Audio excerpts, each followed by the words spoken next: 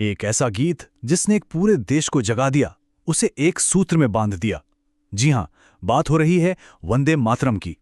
आज हम इसके 150 सालों के यादगार सफर को और इसके गहरे मतलब को समझने की कोशिश करेंगे। इसे भारत की आत्मा का गीत कहा जाता है और सच कहूं तो ये सिर्फ शब्द नहीं है। ये तो वो एहसास है, वो जज्बा है जिसने पूरे देश को एक धागे में पिरो दिया। तो चलिए इसी जज्बे को महसूस करने के लिए इस सफर में और आगे बढ़ते हैं। तो सवाल ये उठता है कि ये गीत, ये आवाज आई कहां से, इसकी जड़ें कहां हैं? इसकी कहानी हमें इतिहास के उन पन्नों पर ले जाती है जहां सच में भारत की आत्मा बसती है। बात है साल 1875 की। बंकिम चंद्र चट्टोपाध्याय अपना मशहूर बंगाली उपन्यास लिख रहे थे, आनंद मठ, और इसी उपन्यास के लिए उन्होंने इस गीत की रचना की। सोचिए, वो कोई आम पल नहीं रहा होगा, वो तो एक ऐसा लम्हा था जब इतिहास लिखा जा रहा था। इसका मतलब क्या है? बहुत सीधा और सरल, माँ मैं तुझे नमन करता हूं। बस ये दो शब्द, लेकिन इन सीधे साधे शब्दों में इतनी ताकत थी, इतनी ज्यादा ताकत थी कि इसने भारत माँ के लिए प्यार और बलिदान की भावना को एक पूरी तरह से नई, एक शक्तिशाली दिशा दे दी। और देखिए, ये गीत सिर्फ किताब के पन्नों में सिमट कर नहीं रह गया। बहुत जल्द, बहुत ही जल्द ये आज़ादी के आंदोलन का एक सबसे शक्तिशाली हथियार बन गया। जैसे ही आजादी की लड़ाई शुरू हुई, इस गीत को मानो एक नई जिंदगी मिल गई। ये अब सिर्फ एक गीत नहीं था, नहीं, ये तो एक्शन का एक कॉल बन गया। एक ऐसा जोशीला नारा बन गया जो हर हर दिल में क्रांति की आग जला देता था। और इसकी गूंज हर तरफ सुनाई देने लगी, चाहे कोई आंदोलन हो, सत्याग्रह हो, या फिर सड़कों पर निकला कोई जुलूस। हर जगह, हर कोने से बस एक ही आवाज गूंजती थी, वंदे मातरम।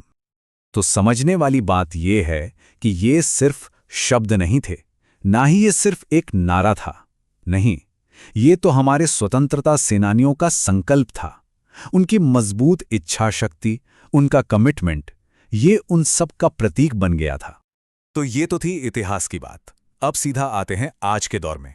देखते हैं कि इस ऐतिहासिक सफर के 150 साल पूरे होने पर इस मील के पत्थर का जश्न देश भर में कैसे मनाया जा रहा है।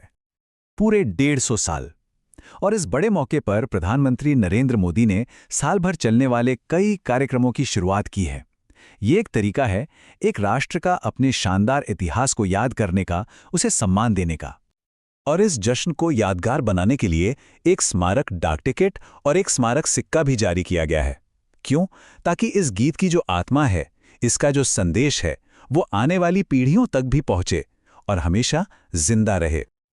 और हाँ, ये जश्न सिर्फ एक दिन का नहीं है, बल्कि ये तो अगले पूरे 12 महीने तक चलेगा। पूरे देश में स्पेशल इवेंट्स होंगे, कल्चरल प्रोग्राम्स होंगे और युवाओं के लिए खास अभियान भी चलाए जाएंगे। मतलब कोशिश यही है कि इस गीत की गूंज एक बार फिर पूरे भारत में सुनाई दे।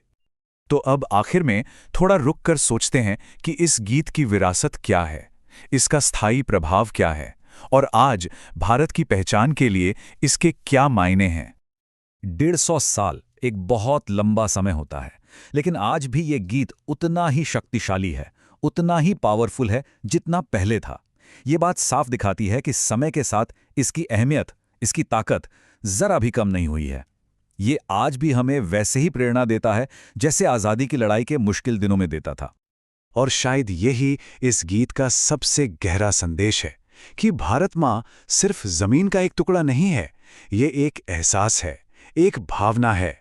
ये गीत हमें हमारे देश के साथ हमारे इमोशनल, हमारे स्पिरिचुअल कनेक्शन की याद दिलाता है कि ये सिर्फ जमीन नहीं बल्कि एक जीती जागती भावना है। तो आखिर में एक सवाल के साथ इसे छोड़ते हैं। 150 साल गुजर जाने के बाद आज ये गीत हम सबको पर्सनली और एक देश के तौर पर किस बात की याद दिलाता है? इसका जवाब शायद हम सबके अंदर कहीं ना कहीं मौजूद है।